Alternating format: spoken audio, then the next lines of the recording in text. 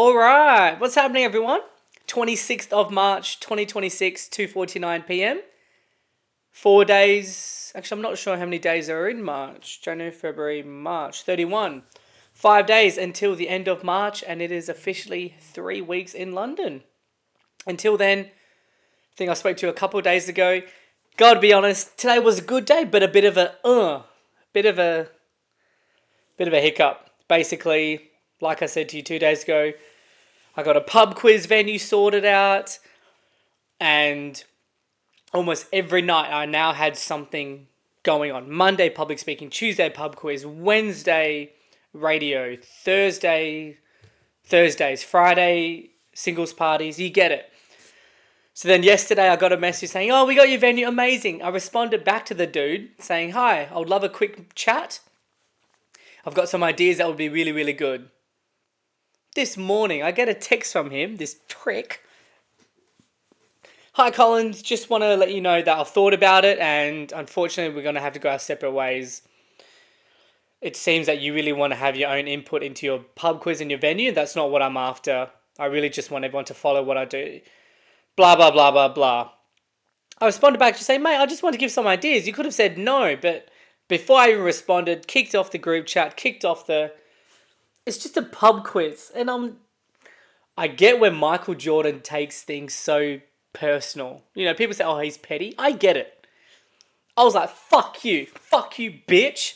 Tell me I can't host a pub quiz, prick.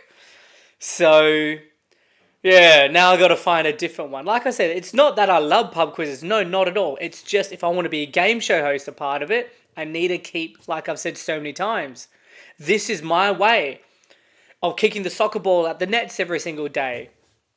Or, you know, whatever, hitting the ball over a net at tennis. You get it. This is my way of training, consistently doing it.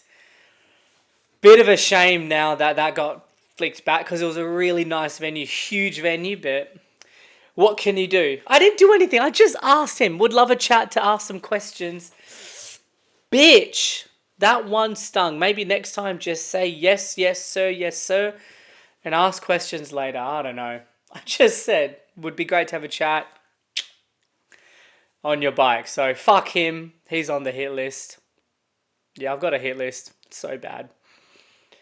And then today I had... What else?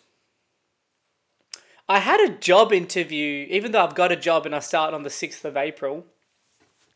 I had a job interview for a government agency, for a top high-end government agency. And it is one of the worst, shittiest interviews I've ever done.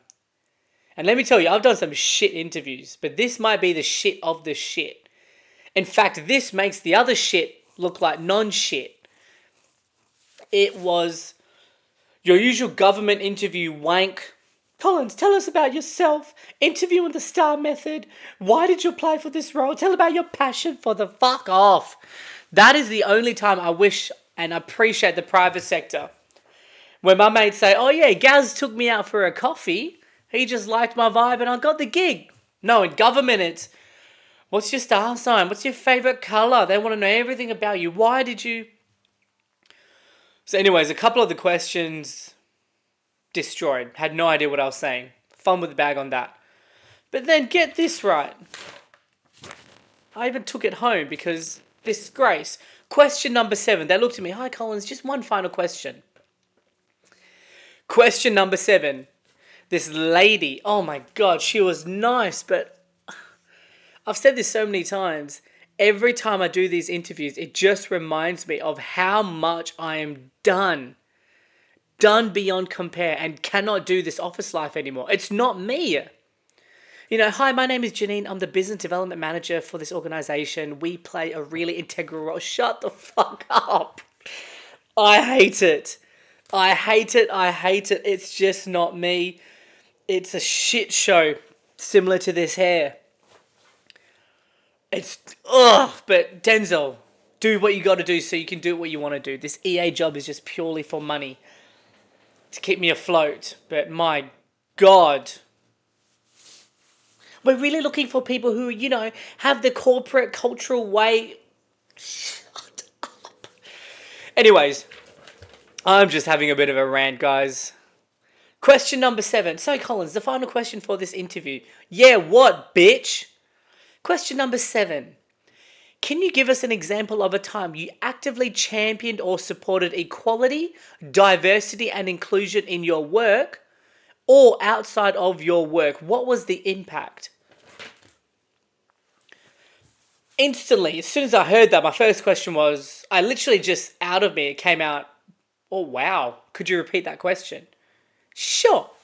When did you last actively champion and supported equality, diversity, inclusion? She mentioned the LGBTQ, religion. What did you do outside of work? What was your impact? And I said, look, I thought about it. I looked at them for a good 10 seconds, just staring into her eyes. I said, look, I appreciate the question. I'm well aware in diversity, inclusivity, equality is prevalent, especially in London, everywhere.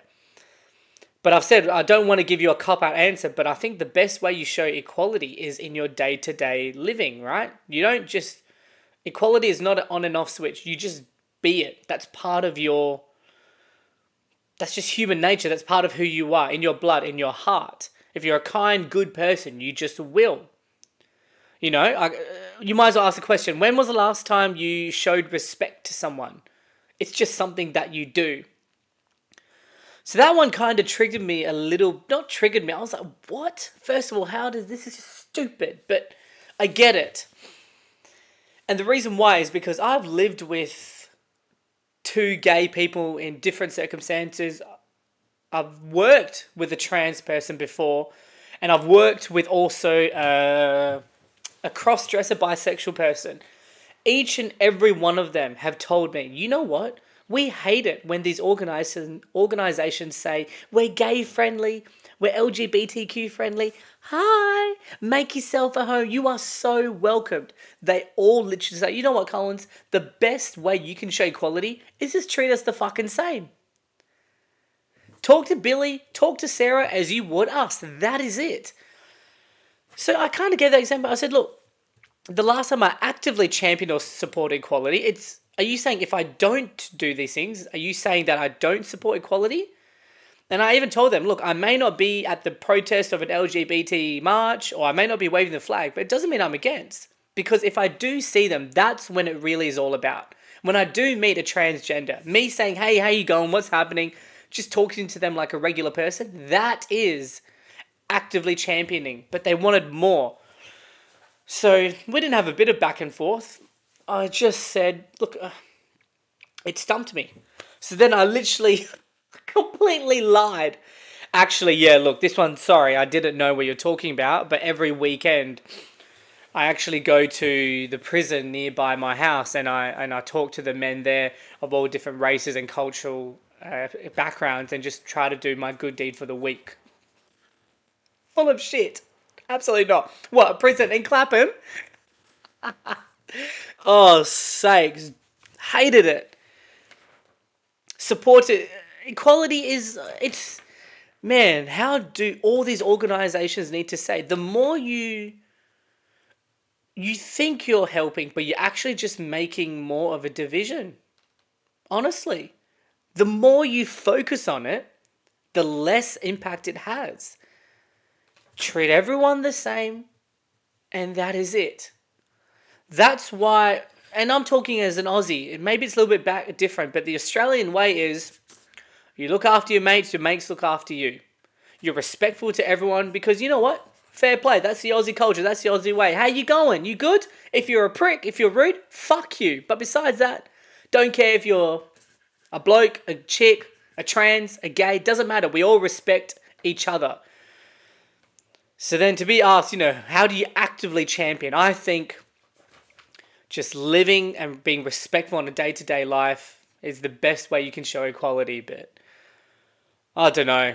It was a shambles of an interview. Shambles. It was, like I said, it was a huge part of me that just reminded I am done.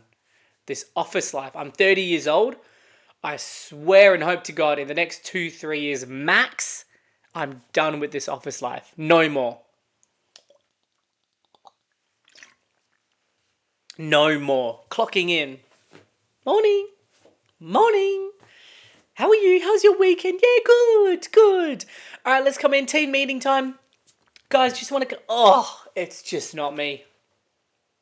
It's just not me. You always get a bit of a oomph when these things happen. But I'm doing work, but I could always do more. So then anyways, after that shit show of an interview, I get a call from the guys that offered me a job. They're saying, hopefully you start soon. So March 6th is looking most like... Sorry, April 6th is looking most likely like the start date. So I have a week off. I've been thinking about just packing up my shit and going traveling a little bit, right? You guys will never understand, but as an Aussie or a Kiwi, I still forget that I can just take a train and go to a different country. 1 hour and I'm in a different country. Back home, an hour gets you nowhere. You're on the end of the road. So I may just for next week, before I'm really head down, just travel. See a bit of Europe, right? Go see Spain, Italy, go to Germany, go to Deutschland. I've got a few mates who live in Germany. Just a bit of a week of let loose before we start work. But who knows? Even that work is working from home. So I think deep down, it's the perfect role that I may need. So I can focus on more content, work from home, but still be able to do the things I want and need to do. There's a part of me that I would like to be in an office every day because that's a good way to make friends. But hey, maybe that's not my path right now. It's not what I need. And then that's it. Rant over. Like I said, I'm not saying I'm against it. Not at all. But I've spoken to enough people of the LGBTQ community and all of those people that just say the best way to show equality is just treating us all the same. Doesn't matter. It's those interactions. Those are the ones that stick. That's the most important part. Right now, I could say just because if you don't go to church on a Sunday, you are anti-Christian. Not at all. You just don't go to church. I could meet you tomorrow. You could be one of my best mates. Perfect example. One of my best mates is the most anti-religion person you'll ever meet. Always. But yet me and him are literally I was his groomsman. That's not how it works. Like I said, the more you emphasize on it because you think you're doing good, it's actually putting you backwards. That's what equality is. Yeah, do I say which organization? No, probably not. What else? And that was it. Actually, I was walking back home. I was walking back home from the tube.